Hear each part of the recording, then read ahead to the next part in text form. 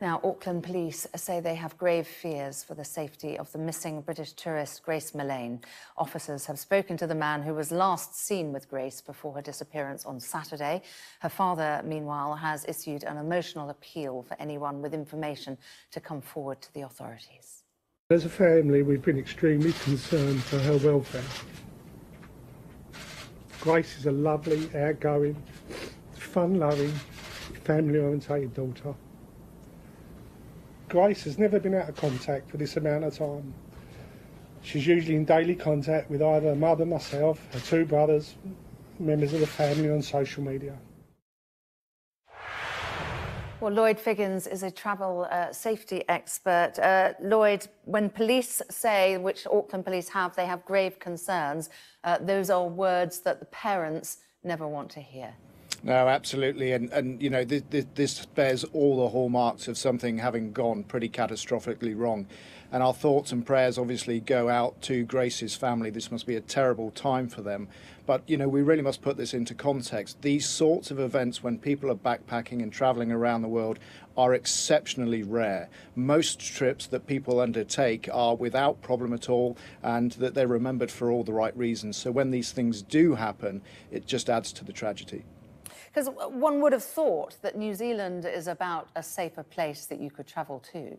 Yeah, I mean, there's over 3.2 million tourists go to New Zealand every year. And for anyone who's ever visited New Zealand, I've got family there, will know that actually the standards of safety, the standards of security, even in places like Queen Street, which is a backpackers' mecca in Auckland, on most of the bars, on most of the pubs there, they have, you know, security, and on the hostels themselves. So again, this feeds into that whole thing that this is a very rare event. And New Zealand itself, even if we have a look at the health and safety standards with regards all the activities that people like to do in New Zealand, are often far above anywhere else in the world. So it is, you know, it's an adventurous place to go, and it's a mecca for backpackers, but it is also a very, very safe destination.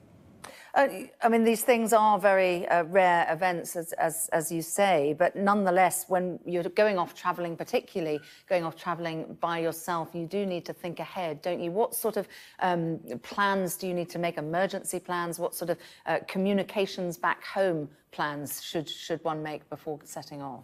Well, before you set off, I mean, this is all part of the adventure when you go travelling, is actually doing that research. And, you know, when you first arrive in a new location, wherever that might be, you actually don't know the place particularly well, so you have no baseline of what is normal. And it takes a few days for you to be able to establish what is normal in a new environment. And so being able to do a little bit of research before you go to make sure that you understand where you're staying. And sometimes people get caught up in going cheap. Now, cheap is not always safe. So when you're researching your accommodation options, for an example, make sure that you're not just looking at the area that you're staying in, but also the facilities around that. Are those areas safe? Are they going to perhaps attract people to the fact that there are a lot of foreigners in that area who are not particularly familiar with their surroundings, with their environment, and with the dangers that might be inherent within that area?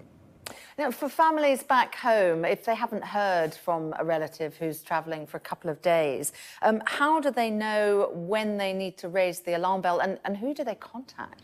Well, this is why it's really important that people have an emergency response procedure. So when we look at that, we've got to look at when you're going to do those check-in times. Now, social media can work both ways. It can be an excellent tool for letting people know that you're safe and you've arrived in a destination, but it can also be quite an unsafe thing in letting people know what your itinerary is and where you're due to be at a particular time. And be under no illusion that criminals are using social media more than at any time in the past.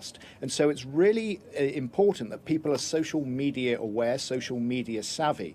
But, you know, the other thing is technology can go against us. When we've got smartphones, we've got apps, and we're relying on those things in order to keep ourselves safe. If that technology gets stolen, we need to have a backup plan. And that's where you need to be thinking about going to places of safety, or safe havens, we would call them. Where is your hotel? How do you know how to get back to your hotel? A top tip would be take a card from the hostel or the hotel that you're staying in, so you've actually got the address. You could give that to a taxi driver. But also, where's the nearest police station? Other places of safety might be a place of worship. Knowing where these things are if you got into danger is really important, but also letting people know if if you're not going to check in with them for a certain amount of time because you're going to be in an area of poor reception or in a remote area, just so that you don't raise alarm bells unnecessarily.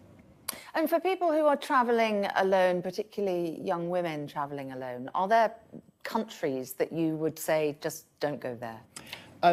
With you know, to be honest with you, with young ladies travelling overseas, whether it's ladies or men, security needs to be at the top of everybody's list. And when we look at some of the countries where it is more unsafe for females to travel, then your first stop has got to be the Foreign and Commonwealth Office, the FCO website, and see what they're saying. But don't just stop there. There's some great non-government resources out there. The one that springs to mind to me is a new website called Starling Safety, and that's an interactive website which actually allows tourists to feed in what their experience have been in a particular area or a particular country, and the do's and don'ts that might actually help future travellers before they actually arrive in that country. So there's lots of resources out there. It's a case of making sure you do that planning and that preparation before you go. Okay, Lloyd Figgins, good to talk to you. Thank you. My pleasure. You're watching Sky News. Coming up in the sport.